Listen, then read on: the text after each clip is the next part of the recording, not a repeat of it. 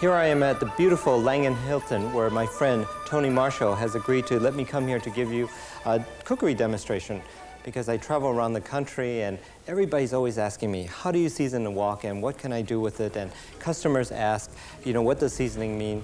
And so here I am to show you how to do all that.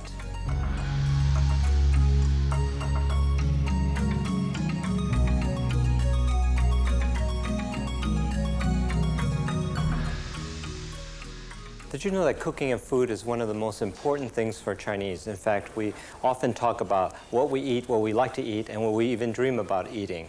And did you know that Chinese cooking is one of the healthiest cuisines in the world? I mean, recent studies have shown that the Chinese diet is by far one of the best anywhere. And the thing is, with Chinese cooking, it's so easy to make this type of food because it's easy, quick, and it's also very, very economical. And I'd love to show you how to make quick and easy dishes.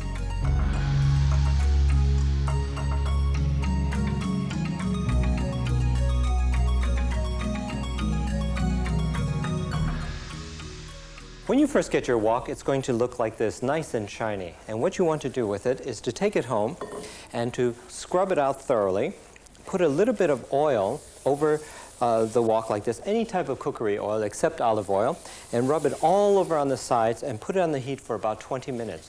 And what will happen is, as you start cooking, it will eventually get nice and dark like this. Now, this is not rust. This is just seasoning, which is coating the sides of the wok, preventing it from sticking.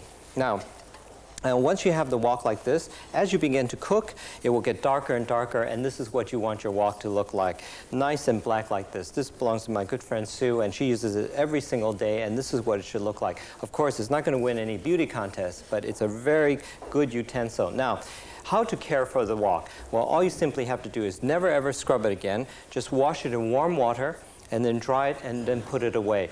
And if it should rust for any reason, you can scrub it out. But the thing is, this is perfectly fine. And if you're worried about germs, anything that survives this heat deserves to live anyway.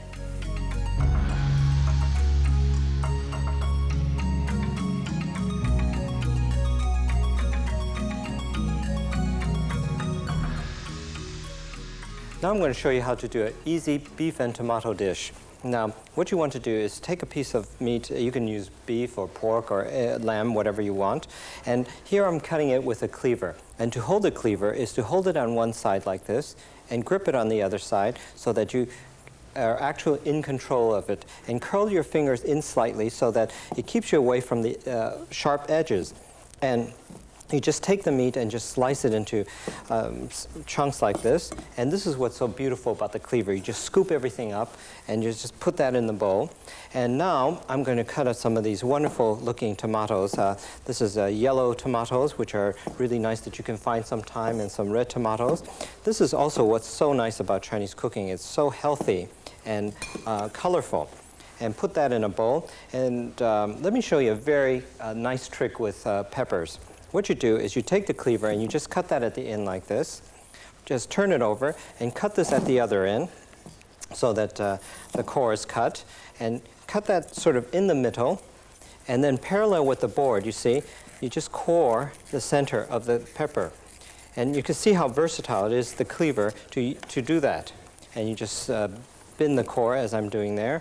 And you just take that, stack that up a little bit. And you simply cut that into very, very nice, colorful slices.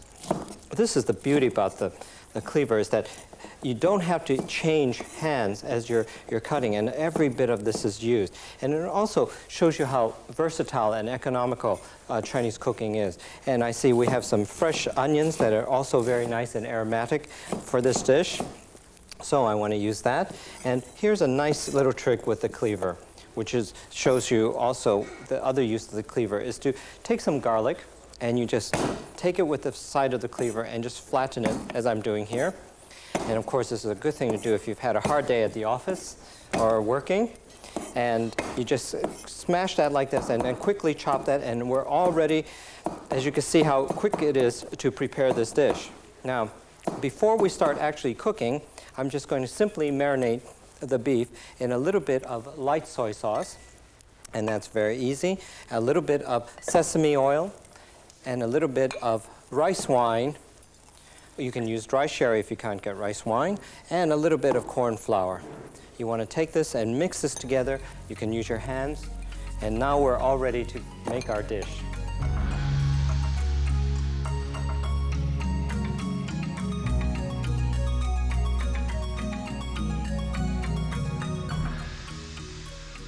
Now we're ready to do some cooking. Now what you have to do is make sure the wok is very, very hot before you actually start cooking, and then add a little bit of oil. Here I'm using some groundnut or peanut oil, and get it very, very hot. Don't worry about the heat. The hotter it is, the better, because that seals in all the flavors. Add the meat, as I'm doing here. As you can hear it sizzle, that's very, very important. If it doesn't sizzle, that means your wok is not hot enough. One of the key things about Chinese cooking, which a lot of people make the mistake of, is they don't get the woks hot enough. And that's very, very important. You must get it very, very hot. Now, as you can see, it's cooking very, very rapidly. And I'm using these utensils, these part of the tool set. It's important because it keeps you away from the hot heat. And that's also what the handle does too. It keeps you away from the hot heat, which is necessary for good Chinese cooking. And of course, when it's very, very hot like that, it's very healthy because the oil doesn't seep into the food. And what you want to do is simply brown the meat, and that seals it off, as you can see here. It's very, very nice. Now the meat is partially cooked, and what I'm going to do now is I'm going to drain the meat off. And this is also very important because most of the oil will be drained off. And don't worry about little bits that stick in there. In fact, that's very good. I'm just leaving about a teaspoon of oil, and that's very, very little oil. And adding some of this garlic and onions that I've chopped up previously. Now, as you can see, the key mistake here is that it doesn't have a lot of oil, and one of the big problems that a lot of people make is they start adding more oil because they're a little bit panicky that this will start burning. Well, never add oil. What you want to do is stir fry that a little bit. If it starts getting too dry, just simply add a little bit of water to keep it nice and moist like that. And now we're going to take some of the peppers and scoop that in like that, and continue to cook that over very high heat. Now, don't cover this, because if you cover it, what will happen is all the vegetables will steam and get very soggy. And what you want to do is you want to just cook this, and you can watch it because everything is going so rapidly. And that's also the beauty of Chinese cooking, that is so quick and easy and rapid. And in fact, you could put together a nutritious meal for yourself or your friends or your family in just literally minutes. Now, as we're cooking this, this is almost done here. At this point, I take all the beef, which is drained. As you can see, all the excess oil is here and not in the meat. It's been drained off into the bowl. Just take that, mix that together, and finally adding our tomatoes, which are really quite also very beautiful. And don't forget, tomatoes I'm adding at the very last moment because it really doesn't need that much cooking. Look how beautiful that looks. God, that looks very luscious. Finishing that off with just a little bit of oyster sauce. And this is a delicious sauce that you can buy in most supermarkets now, or in some of your Chinese specialty stores. And they add a wonderful savory flavor to this dish. And you can see how that is. Just take that and mix that together. And what makes this kind of cooking so healthy is the portion of vegetables to me is almost 3-to-1. And in fact, that has a lot of lessons for all of us. Now, I'm simply going to serve that up right away. As you can see how beautiful and healthy that looks. And you can serve this with rice, you can serve this with a salad, for example, and you will have a delicious meal. This is so delicious. This recipe is a slight variation on the one you will find on page 47 of my book. I've simply added some red peppers for additional color and crunch. I know you will find it just as delicious as the one in the book.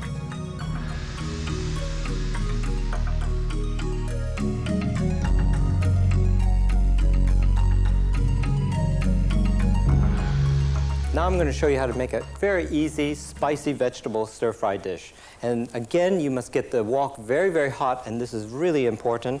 And just a little bit of oil. As you can see, it's slightly smoking like this, but that's all right because that tells you that the wok is hot enough for you to stir-fry in.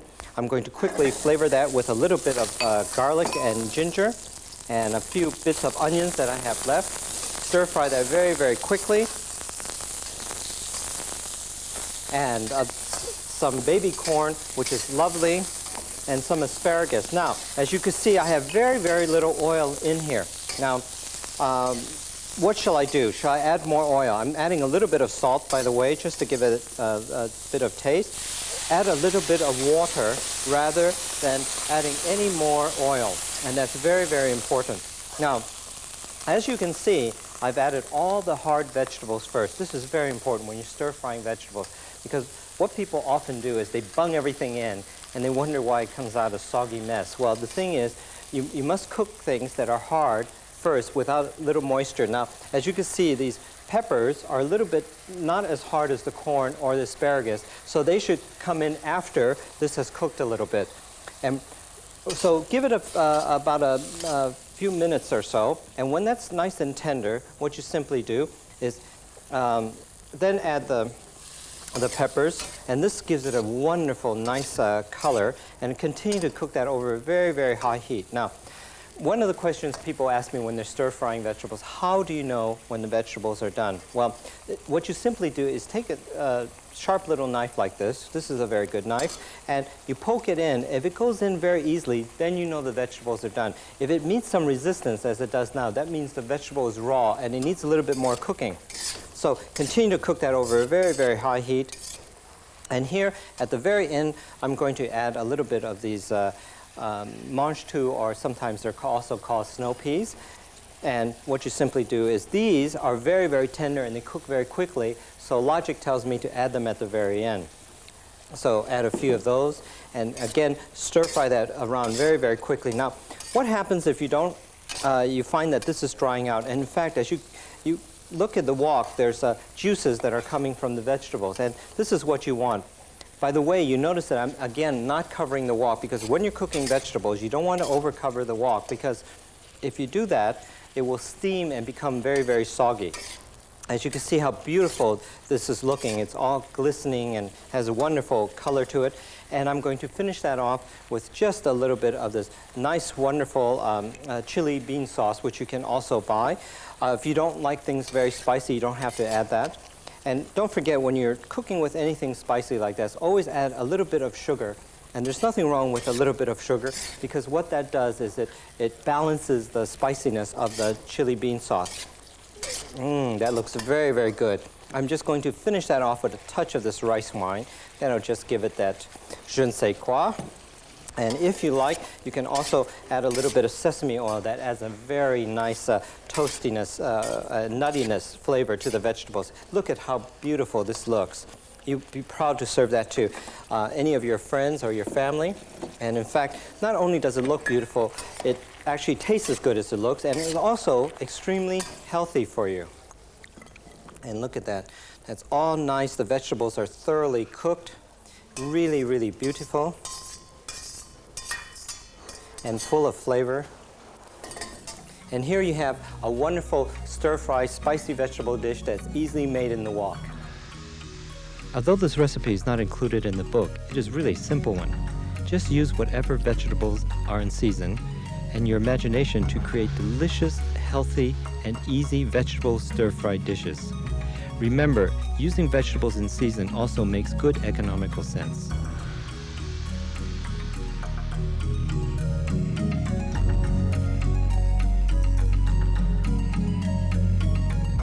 Now I'm going to show you how we can whip up a quick omelet even in the wok. And what you want to do is just take some eggs and just sort of lightly beat them, and you can use this very, very long cooking chopsticks. And again, make sure your wok is very, very hot. And also, this is a good opportunity for me to show you what happens when the wok has been seasoned. You just take a little bit of oil, you don't need very much, and swirl it all around like this.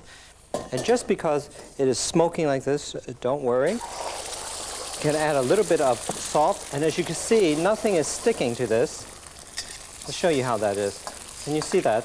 In fact, it looks like one of these very non-stick surface because the wok has been seasoned properly and because I heated it up properly before I added the oil, and that's very, very important. As you can see how that moves. Can you see that? That's absolutely wonderful. And in fact, I have a problem in just keeping it still because it's just moving so much. Now, what we want to do is just just cook this a little bit. And as you can see, you can actually cook anything that you use a pan for, you can use with a wok. And again, because it's been seasoned, I need very, very little oil. And if I'm going to do an omelet like this, what I simply do is just take it. You can just turn it over like this, as I'm doing. And look at that. None of it is sticking. And just very, very quickly, put that onto a plate. And there you have it. And look how beautiful that is. And there we have an omelet. But what I'm going to do is I'm going to take this omelet, chop it up, and use it for one of my favorite dishes, which is fried rice.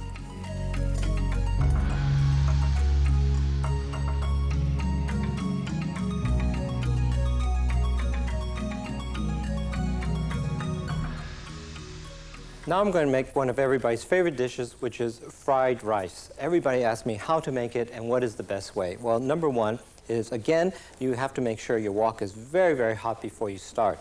Get it very, very hot. Just add a little bit of oil. You don't need a lot of oil. Just about 2 teaspoons or so. And swirl that all around the wok and get it very, very hot. You can add a little bit of salt to this if you like. And the important thing is to make sure you have rice that is cooked, long grain white rice that is cooked. Make sure it's very hot and sizzling, as I have here. And just put that into the wok and get it very, very hot. As you can see, what I'm doing here is I'm heating up the rice again. And it's important. Why should the rice be cooked? Well, if it's cooked beforehand, that means it won't stick to the side of the wok. And also, why does it have to be cold?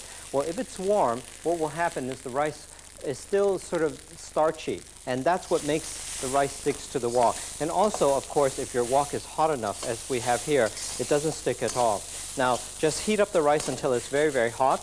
Now, as you can see, again, I am not using a lid for this. Now, what is the lid used for? Well, often people ask me that. Well, if you're stewing something or you're cooking something that requires you to keep in the heat, then you use the lid. In other words, if you're even making something like chili con carne or whatever that requires a lot of stewing time, then you use the lid. Now, you want to cook that a little bit. You can add anything that you want to this. What I love about fried rice is I can take all the leftovers from my fridge and just throw it all in here and have a fabulous dish.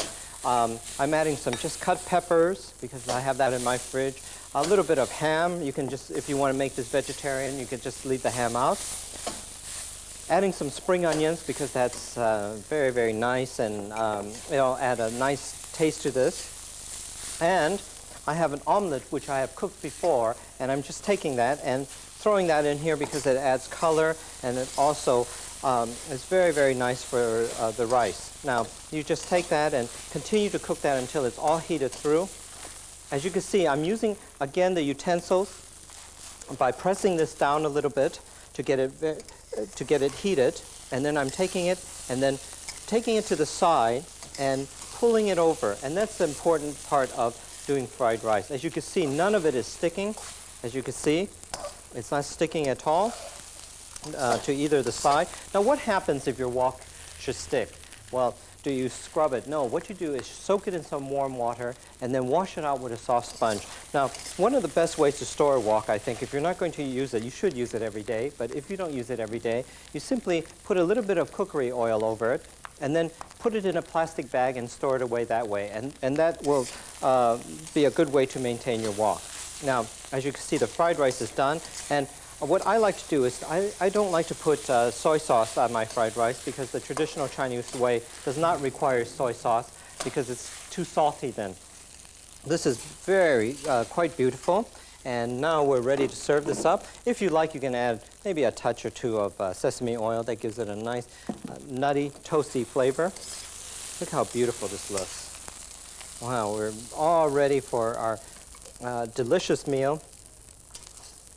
And everything done in the wok, so versatile and easy. And look at that, that's very, very nice. Very little oil, so it's very healthy for you. And then also, the big bonus is the whole thing tastes so good. Although the basic fried rice recipe can be found on page 58 of my book, here I've decided to add some ham and spring onions to make this version much more substantial. Again, feel free to experiment and add your own creative touches. You will find other products used in this video which can be of great help when preparing Chinese dishes. My favorite is the cleaver, which is a traditional but incredibly versatile cutting tool. You will also find my tool set with this long-handled turner and ladle, perfect for stir-frying. It will keep you safely from the high heat you need for proper wok cooking. Thank you very much for watching, and I wish you all good health, and I know you're going to have great fun using the wok.